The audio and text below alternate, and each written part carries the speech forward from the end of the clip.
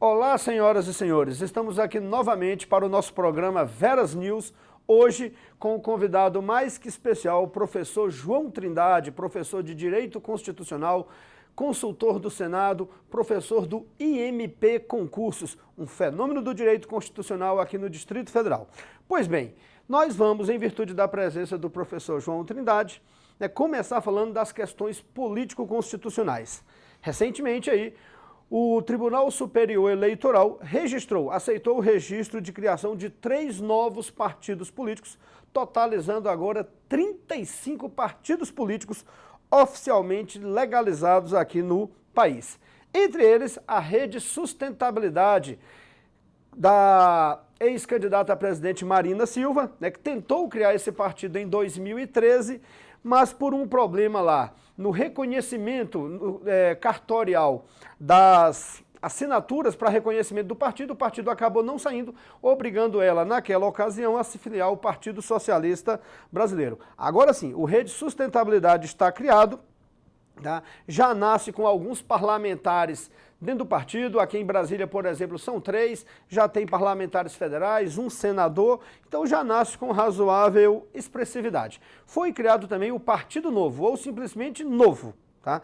Um partido que nasceu ali do desejo de empresários, profissionais liberais, e a ideologia estabelecida desse partido é mesmo o liberalismo total e pleno, cujas raízes estão lá no Adam Smith ainda. Então é Estado mínimo total, ou de preferência Estado ausente, como eles costumam dizer aqui, né?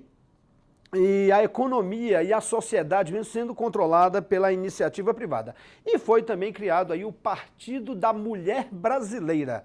Esse a gente não achou muitas características, como eu posso dizer aqui, só a única característica que eu sei é que homem também pode se filiar, porque a gente não conseguiu acesso ao estatuto do partido para ler e trazer aqui algumas características para vocês. Pois bem, há algumas exigências constitucionais para que partidos políticos sejam criados. E quem vai falar disso para a gente é o professor João Trindade. João. Professor Reginaldo Veras, um prazer enorme estar aqui participando do Veras News. Quero deixar aqui registrado o meu abraço para você que está assistindo a esse programa e se preparando com esse que é, sem dúvida, o grande ás das atualidades e da política brasiliense também. Bom, quanto a essa questão da exigência para a criação de partidos políticos, é interessante que a Constituição Federal, no artigo 17, ela faz uma exigência bem genérica.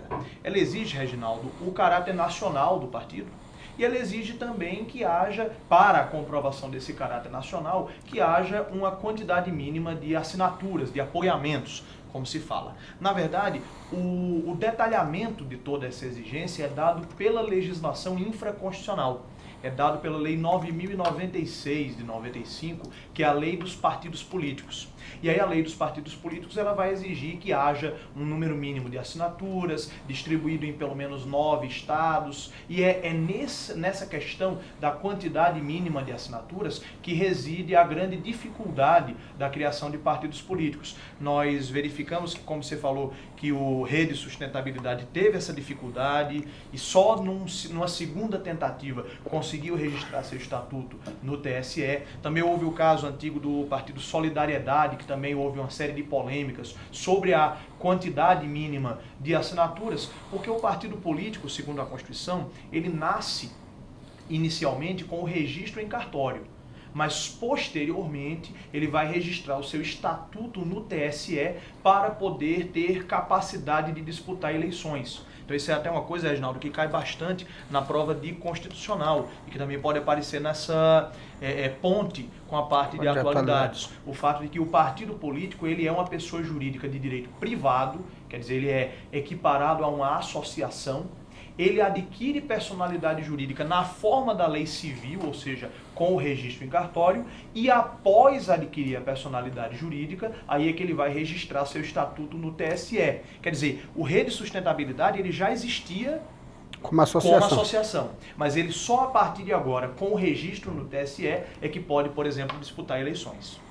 Maravilha. Lembrando que um outro partido político tentou o registro no TSE e não conseguiu. Partido Nacional dos Corintianos. Não é sacanagem não, gente. Houve o recolhimento de assinaturas suficientes, mas o TSE acabou não aceitando o registro do partido, Partido dos Corintianos. Eu vou começar a recolher assinatura para criar o Partido dos Vascaínos. Aí você ainda não vai ter meu apoio não, infelizmente. Ainda bem que não tem segunda divisão na eleição, tá entendendo? Pois bem, gente, é isso aí. Lembrando que, dentro da legislação infraconstitucional que o João falou, só para a gente detalhar, para que o partido político seja criado, ele precisa ter diretórios criados em 9 unidades da federação e ele precisa alcançar o número mínimo de assinatura de 0,5% da quantidade de pessoas que votou para a eleição da Câmara Federal, o que deu o número de 492 mil assinaturas para que esses partidos fossem reconhecidos. Beleza? O outro assunto de política que nos interessa aqui, ligado ao direito constitucional, é a mini-reforma política, como muitos chamaram, ou simplesmente reforma política, que foi sancionada recentemente pela presidenta Dilma. E aí quem vai trazer os detalhes também é o professor João Trindade. Alguns pontos são interessantes. A questão do financiamento empresarial de campanha, a questão do voto impresso e a questão da fidelidade partidária. Joãozinho, é contigo.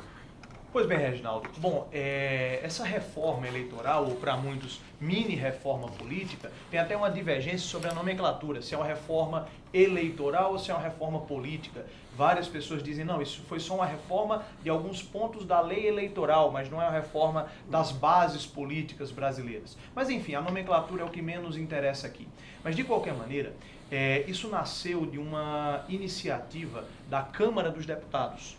Então, na Câmara dos Deputados foi proposto esse projeto de lei da mini-reforma política, que trazia vários temas, inclusive alguns temas bem polêmicos, como, por exemplo, a previsão do financiamento empresarial, não para candidatos diretamente, mas no projeto original se previa o financiamento para os partidos, de maneira que não se poderia mais haver financiamento diretamente para um candidato específico, mas sim a empresa, por exemplo, que quisesse patrocinar um partido político, poderia fazer a doação para o partido e o partido então distribuiria esses recursos entre os candidatos. Também a exigência do voto impresso, que foi algo que o STF já tinha declarado inconstitucional anteriormente, por entender que isso violaria o sigilo do voto.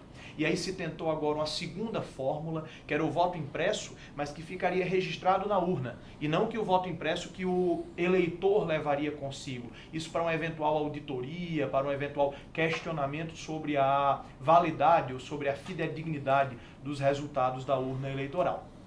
Pois bem, esses eram os dois grandes pontos. E esses dois grandes pontos, o financiamento empresarial e o voto impresso, terminaram vetados pela Presidente da República. Inclusive, nos motivos do veto, ela apontou também, no entender dela, uma inconstitucionalidade em relação ao voto impresso, por já ter sido declarado inconstitucional pelo Supremo em outra oportunidade, embora fosse um modelo ligeiramente diferente, e em relação ao financiamento empresarial também houve esse entendimento da Presidente da República de que isso era inconstitucional. Vale lembrar que esses vetos ainda não foram apreciados pelo Congresso Nacional, quer dizer, o Congresso ainda tem a prerrogativa de derrubar esses vetos presidenciais, embora isso, seja extremamente improvável de acontecer, e 2, caso haja a derrubada do veto, há uma grande probabilidade de o Supremo também declarar inconstitucional essa nova regra, porque essa proposta do financiamento empresarial para os partidos foi até na perspectiva de que o STF declarasse, como realmente declarou, inconstitucionais as doações de pessoa jurídica para campanhas eleitorais. Então a gente tem realmente, Reginaldo, aqui quase uma disputa entre os poderes, quer dizer, o Legislativo querendo garantir o financiamento empresarial, a Presidente da República vetando isso, se embasando numa decisão do Supremo Tribunal Federal. Chegou-se, inclusive, a aprovar na Câmara uma PEC, uma proposta de emenda à Constituição, para colocar o financiamento empresarial na própria Constituição, na tentativa, assim, de derrubar, digamos assim, ou de contrariar a decisão do STF. Mas essa PEC não foi ainda votada no Senado Federal, e como não temos menos de um ano para a próxima eleição, ainda que essa PEC do financiamento empresarial fosse aprovada agora, não haveria tempo hábil para aplicá-la na próxima eleição, porque não teria o prazo mínimo de um ano exigido pelo artigo 16 da Constituição. Então, em resumo dessa parte aqui, o que a gente tem? Financiamento empresarial. Foi a regra que havia, que era o financiamento empresarial para candidatos. O STF declarou inconstitucional por entender que viola o princípio da igualdade e por entender também que a empresa não tem capacidade eleitoral, então não pode participar do movimento de eleições. O Congresso Nacional tentou colocar isso por meio de lei ordinária, colocar o financiamento empresarial para partidos e o voto impresso, e as duas regras foram vetadas pela Presidente da República, mas a gente pode dizer que mesmo assim ainda há um saldo de algumas mudanças dessa reforma eleitoral que foi aprovada pelo Congresso em questões que foram sancionadas pela Presidente da República. E eu destacaria, Reginaldo, os esforços para tentar reduzir o custo das campanhas, mesmo porque agora não vai ter mais financiamento de empresa, então é preciso de alguma forma baratear as campanhas eleitorais. Por exemplo, na nova lei eleitoral, a duração das campanhas foi reduzida, tanto na quantidade de dias, foi reduzida substancialmente, como até o programa eleitoral gratuito no rádio e na TV também teve a sua duração comprimida, porque a gente sabe que isso é um gasto gigantesco, né, com produtora de rádio, produtora de TV, então o Congresso fez todo esse esforço para reduzir a duração da campanha eleitoral com a intenção de reduzir custos. Ou seja, acho que a sociedade agradece de toda maneira, né? Tanto pela redução de gastos, para não ter também que ouvir aquela ladainha de candidato por mais de um mês e tudo mais. Lembrando também que um dos argumentos utilizados pela Presidência da República para vetar a questão do voto impresso era o custo bilionário, né? Estima-se em 1,8 bilhão o custo para que esses votos fossem impressos. Ou seja, num momento de crise, não tem sentido estar aprovando algo de pouca valia e com um custo tão alto. João, e a questão da fidelidade partidária, ou infidelidade partidária, como você prefere chamar? A janela da infidelidade, que foi o que se criou. Porque, veja, existe a regra da fidelidade eleitoral, da fidelidade partidária, que é uma regra que a Constituição cita só de passagem. A Constituição, no artigo 17, diz que o estatuto de cada partido disporá sobre regras de fidelidade partidária. Não mais do que isso. Mas, lá atrás, no final da década de 2000, o TSE e o Supremo Tribunal Federal passaram a entender, então, que a mudança de partido, sem que haja justa causa, sem que haja uma causa autorizada, seria, então, motivo de perda do mandato, que é a perda do mandato pela infidelidade partidária. O que a gente teve de mudança recente acerca disso? 3 mudanças importantes que você tem que lembrar. Primeira mudança, o STF decidiu, este ano agora, de 2015, que a perda do mandato por infidelidade partidária só vale para os mandatos proporcionais, ou seja, para os mandatos de deputado e de vereador. Ou seja, quem é titular de mandato majoritário, senador, presidente, governador e prefeito, não perde o mandato em caso de troca de partido. Isso é uma coisa importantíssima para as próximas eleições. Em segundo lugar, o próprio Congresso Nacional agora colocou na lei eleitoral quais são as justas causas para a mudança de partido. Que isso era algo, Reginaldo, que só havia nas resoluções do TSE. Agora está na lei, dizendo quais as causas que autorizam a pessoa, mesmo que titular de mandato proporcional, a mudar de partido sem perder esse mandato. E em terceiro lugar, o próprio Congresso, também nessa alteração da lei eleitoral, criou uma janela da infidelidade, ou seja, criou um período dentro do qual os candidatos, os titulares de mandato proporcional, poderão mudar de partido para serem candidatos nas próximas eleições. Isso é uma coisa que vai impactar grandemente o panorama político das próximas eleições, porque a gente está numa época de muita instabilidade política, então tem muito partido que antes dava voto, agora tira voto, então tem muita gente, tem muito partido, ainda mais com a criação desses novos partidos, tem muita gente migrando para novos partidos, ou com essa janela vai poder até migrar entre partidos existentes na tentativa de, nas eleições próximas municipais de 2016, conseguir ser mais competitivo do ponto de vista eleitoral. Pois bem, e na prática, como é que ficou a janela? A legislação anterior dizia que quem quisesse trocar de partido, sem perda do mandato, porque nas proporcionais o mandato já é reconhecidamente pertencente ao partido e não ao candidato. Então, quem quisesse trocar de partido para concorrer ao pleito seguinte, teria que fazê-lo um ano antes da data da eleição. Agora, em fruto até das negociações, aí houve uma certa flexibilidade no período. Então, nós teremos uma janela partidária no 7º mês que antecede a eleição. Então, faltando 7 meses para o período eleitoral, qualquer pessoa poderá trocar de partido, aquelas que não têm mandato proporcional, e terá uma janela de 30 dias para fazê-lo. Então a galera vai deixar até a última hora para ver quais são as melhores condições políticas, que partido naquele momento tem mais viabilidade eleitoral, o que para a galera que gosta muito de trocar partido político, e nós temos gente aí que já passou por 10 partidos, e isso é muito bom.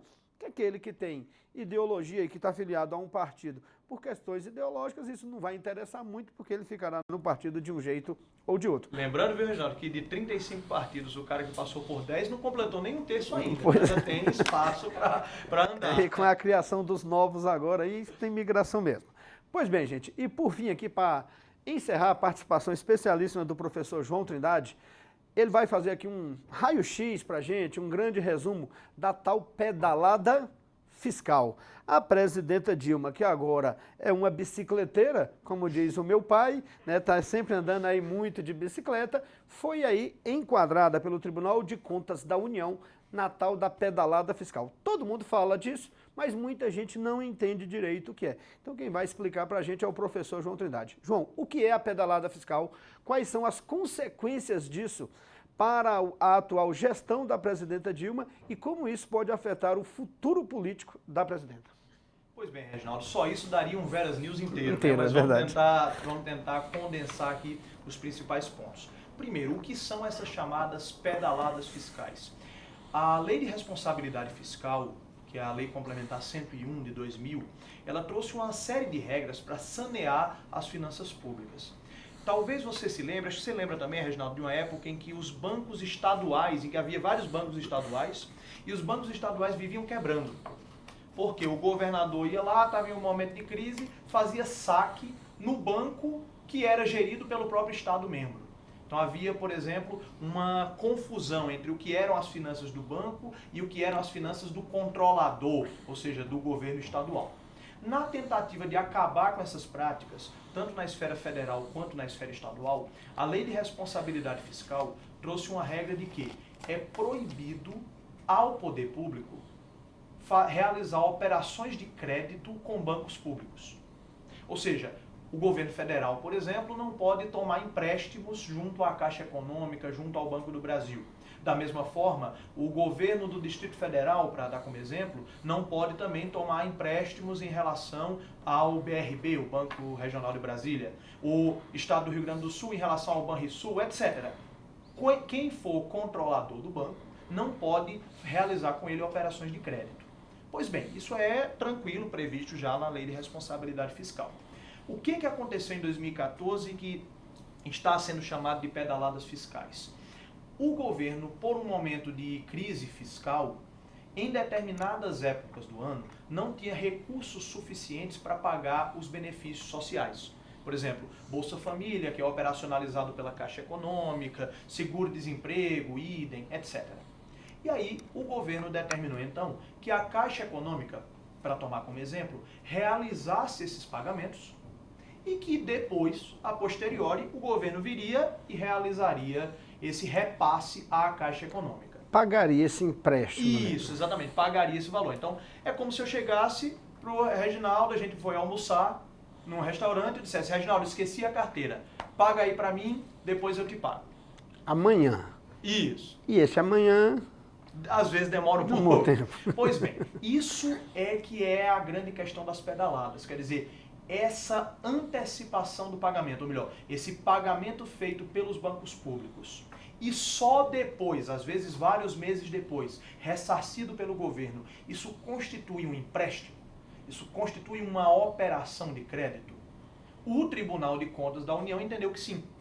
E que se é uma operação de crédito, é um empréstimo entre o banco público e o governo federal e que, portanto, é proibido. Portanto, é uma infração à Lei de Responsabilidade Fiscal e às regras de finanças públicas. Ainda tem, esse é um tema que é muito delicado, Reginaldo, porque tem muita questão ideológica envolvida. Mas o fato é, e aí a gente tem dois fatos. Esse fenômeno aconteceu, o governo alega em sua defesa que isso já havia acontecido em anos anteriores e o Tribunal de Contas não havia recomendado a rejeição das contas. O Tribunal de Contas, porém, rebate, dizendo que isso acontecia em anos anteriores e em governos anteriores, mas em patamares pequenos e com intervalos pequenos de tempo. Mas que no governo, nas contas de governo de 2014, isso aconteceu num patamar 10 vezes maior do que ordinariamente, normalmente acontecia. Pois bem. Ou seja, pequenas transgressões à regra é permitido. Exatamente.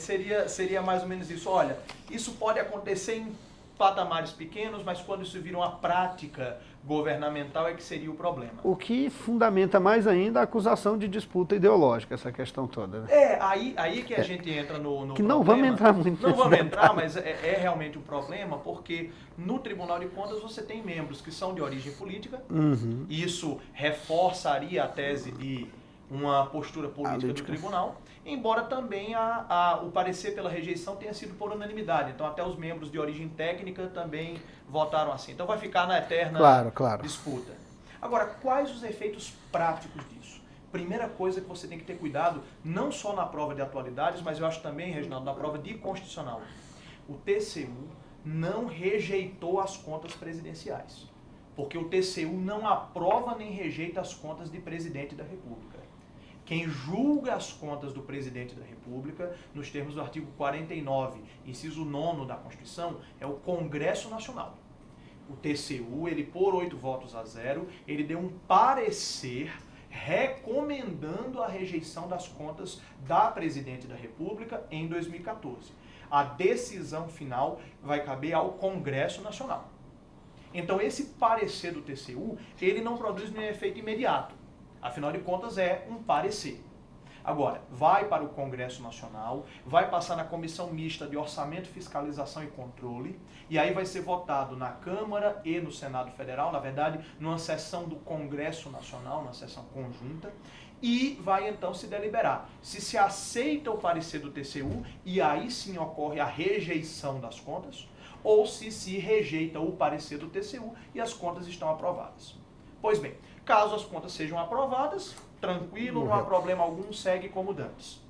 Se o Congresso acatar o parecer do TCU e rejeitar as contas presidenciais, a gente tem dois efeitos. Um efeito imediato, qual é? A inelegibilidade da presidente Dilma para próximas eleições. É o único efeito imediato da rejeição das contas é a inelegibilidade, ou seja, algo daqui para frente. Não poder ser candidato na próxima eleição. Como eu acho que a presidente Dilma, para presidente ela não pode, e para outros cargos eletivos acho que ela não tem interesse ou nem viabilidade política de se candidatar, então acho que não mudaria muito. Um segundo efeito, e aí é um efeito mediato, vamos dizer assim, um efeito indireto, é que essa rejeição das contas pode ser encarada como um crime de responsabilidade. Nos termos do artigo 85 da Constituição Federal, pode ser encarado como um crime contra as finanças públicas. E aí pode justificar, autorizar a abertura de um processo de impeachment, de crime de responsabilidade. Aí a gente entra, Reginaldo, em outra discussão, quer dizer, é uma inception de discussões, né? Uma discussão dentro da outra discussão. Então assim, só para você dar uma esclarecida aqui para a galera, até para efeito de prova, que, lembrando que a própria Constituição diz que o chefe do Poder Executivo, no caso a presidente aqui, só pode ser acusada de irresponsabilidade fiscal, que o levaria à improbidade administrativa naquilo feito dentro do próprio mandato. Considerando que essas contas analisadas ainda são do ano passado e o mandato dela acabou no ano passado, então em tese ela não poderia ser usado isso como justificativa para a abertura de um processo de impeachment, visto que é algo que já passou, é do ano passado.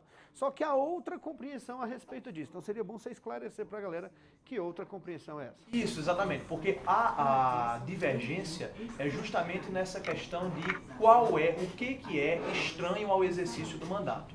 O artigo 86, parágrafo 4º, ele traz essa regra que o Reginaldo falou, de que o presidente da República, durante a vigência do seu mandato, não poderá ser responsabilizado por atos estranhos ao exercício do seu mandato. Pois bem, essa é a discussão. Primeiro, porque essa regra nasceu quando ainda não tinha reeleição.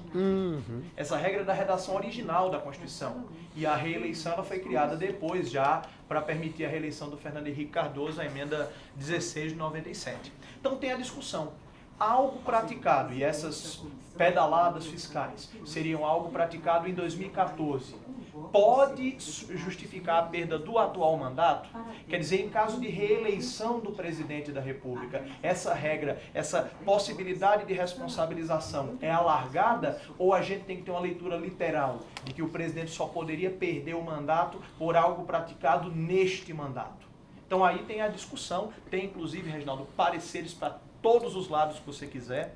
Particularmente, eu entendo com a doutrina que parece se delinear como majoritária, de que quando o presidente da República é reeleito, isso é considerado uma extensão do primeiro mandato, porque senão o presidente fica com a carta branca para fazer o que quiser no último ano de mandato, e se reeleito for, está tudo absolvido, mas é uma coisa que ainda é divergente. Não dá para a gente dizer que é certeza, que essa possível rejeição de contas justifique um processo de impeachment.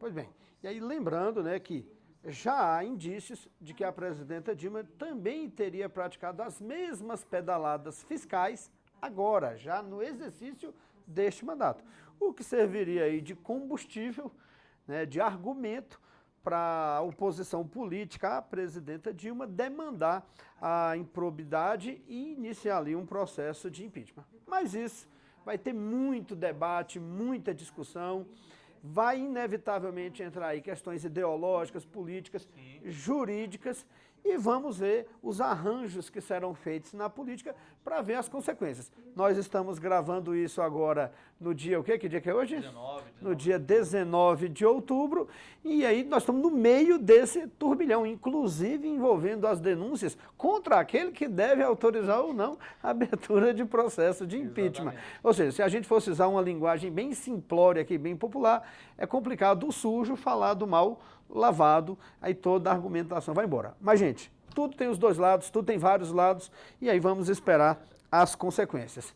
Então, gente, quero já agradecer aqui demais a presença do professor João Trindade no Veras News, né? Professor João Trindade, professor do IMP Concurso, tem lá, fala em sua fanpage, João, o pessoal quiser seguir você, seu e-mail e tudo mais. É verdade, olha, estou em quase todas as redes sociais, viu, Vera? Só não estou como é aquele namoro? No Tinder. Só não estou no Tinder. Esse eu não conheço, não. Acho que não minha conhece? mulher nem vai querer que eu conheça. Não, também a minha não. Mas, pois bem, mas estamos lá no Instagram, no Twitter, no Facebook João Trindade Cavalcante Filho, e no Twitter e no Instagram, @jtrindade_prof.